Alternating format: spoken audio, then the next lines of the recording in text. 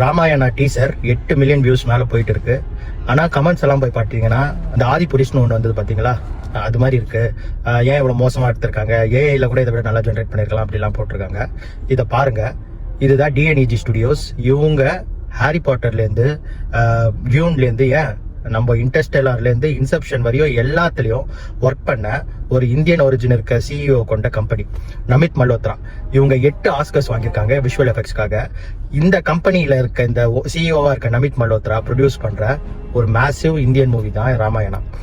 மற்ற டேரக்டர்ஸ்க்கு ஒர்க் பண்ணும் போதே இவ்வளோ ஃபுல் ஹார்ட்டடாக ஒர்க் பண்ணி ஆஸ்கர்ஸ் வின் பண்ணுற அளவு பண்ண ஒரு கம்பெனி அவங்களே ஒரு படம் எடுக்கும் போது சொதப்புவாங்கன்னு நினைக்கிறீங்களா? பட் ஏன் அவ்வளோ கிரிட்டிக்ஸ் நல்லா இல்லை, மியூசிக் நல்லா இல்லை, மியூசிக்கில் ஒரு சோல் இல்லை? ஏன்னா மியூசிக் போட்டது அன்சைமர் அண்ட் நம்ம ஏஆர் ரஹ்மான்.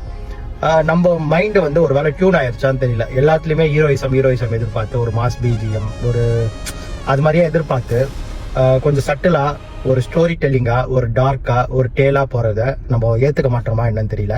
ஏன்னா டீசர்னாலே வந்து ரொம்ப அப்படியே செலிப்ரேஷனாக இருக்கணும் அப்படின்னு பார்க்குறோம். ஆனால் நல்லா யோசிச்சுக்கோங்க, ராமாயணான்றது ஒரு எபிக் இந்தியன் ஹிஸ்டாரிக்கல் ஸ்டோரி.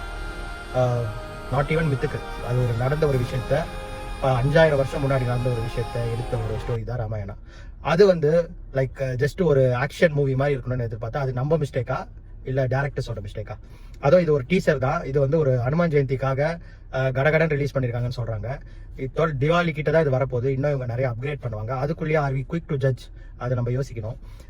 நம்ம 4000 கோடி, ஏன்னா அவெஞ்சர்ஸ் எண்ட் கேமே $356 மில்லியன் செலவு பண்ணாங்க. இதில் கிட்டத்தட்ட $500 மில்லியன் செலவு பண்ணுறாங்க இந்த 2 பார்ட்டுக்கு சேர்த்து. World's one of the most expensive movie இது. 2 பார்ட்டும் சேர்த்து இதுதான் வேர்ல்ட்ஸ் எக்ஸ்பென்சிவ் மூவினே சொல்லலாம். அப்போது அப்படிப்பட்ட ஒரு ப்ரெஸ்டீஜியஸான ஒரு ப்ராடக்ட், அதுவும் நம்ம இந்தியன் ஹிஸ்டாரிக்கல் டேலை பற்றி எடுக்க போகிற ஒரு ப்ராடக்ட்னும் போது அதை நம்மளே கிரிட்டிசைஸ் பண்ணால் எப்படி அது வேர்ல்டு ஆடியன்ஸ் ரீச் ஆகும்? ஒரு நிமிஷம் யோசிச்சு பார்க்கணும். படம் பார்க்கலாம், படத்தை பார்த்துட்டு அப்புறம் ஆனஸ்டான ஒப்பீனியன் சொல்லலாம். மிஸ்டேக்ஸ் இருந்தால் கிரிட்டிசைஸ் பண்ணலாம். ஸ்டார்டிங்கே போட்டு அடின்னு அடிக்கிறது, அது பின்னாடி என்ன பொலிட்டிக்கல் ரீசன்ஸ் இருக்கா என்னன்னே எனக்கு தெரியல. ஏன்னா வந்து ஃபர்ஸ்ட் நம்ம வீட்டு ப்ராடக்ட்டை நம்மளே கொஞ்சம் வந்து இவ்வளோ இது பண்ணேன்னா, ஏன்னா ஃபாரினர்ஸ்லாம் இந்த வீடியோ பார்த்து அவ்வளோ ரியாக்ட் பண்ணுறாங்க. மியூசிக்லாம் ஸ்பைன் சில்லிங்காக இருக்குன்னு சொல்கிறாங்க. பட் நமக்கு எதுவும் பிடிக்கல.